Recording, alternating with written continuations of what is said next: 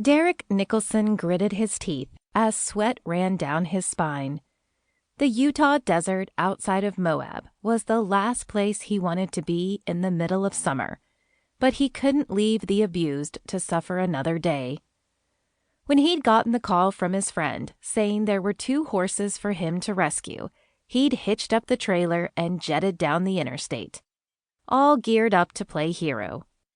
Now the rancid ammonia smell of the filthy barn battled with the nauseating sight of the beaten and starved horses, and he wasn't sure which one soured his stomach more.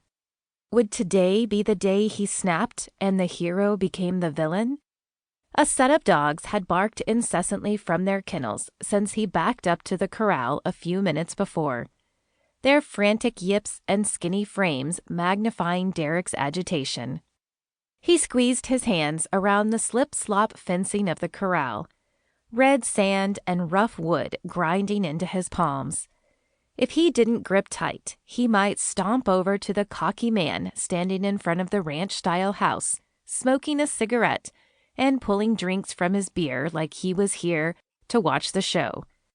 The deputy standing next to Derrick, making sure the transfer of the horses happened without a hitch, might not take too kindly to Derrick's fist breaking the horse's owner's nose.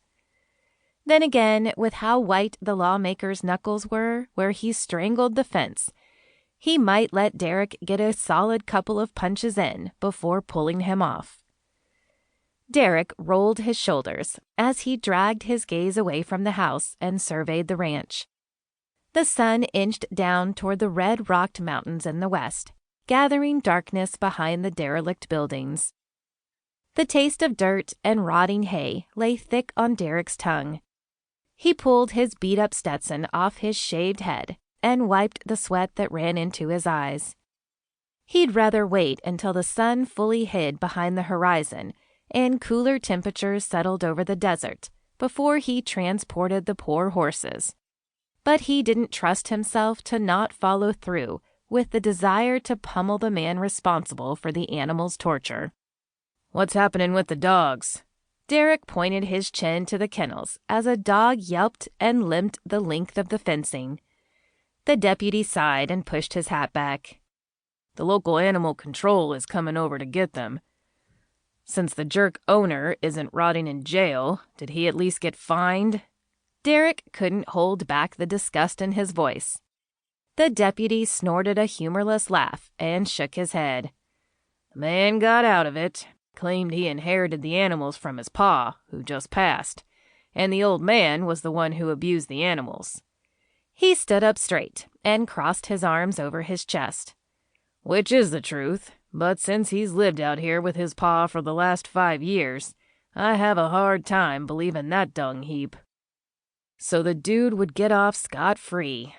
Derrick's jaw hurt where his teeth squeezed together.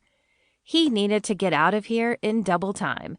Otherwise, he might find himself examining the inside of a jail cell. "I'm going to open up the trailer and lead these poor things in." Derrick stomped to his truck to get his lariat. "Mind guiding me to the gate?" "Nah, man." The deputy followed close. "I'll help however I can." "Thanks. When I get close, swing the gate open, and I'll back right into the opening." Derrick jumped into his truck and backed the trailer up to the gate. Thankfully, the opening was just wide enough for the trailer to butt up against it.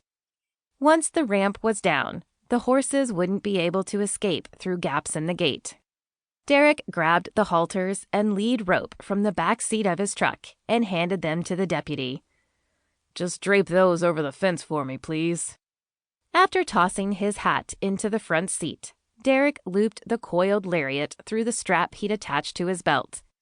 If all went well, there would be no need for the rope. After the first heartbreaking rescue, where the horse had snapped her leg trying to get away from the loop Derrick had swung, he tried to approach the animals with as little intimidation as possible, which was hard for a 6'4" man to accomplish. No hat, no loop swinging through the air, just him,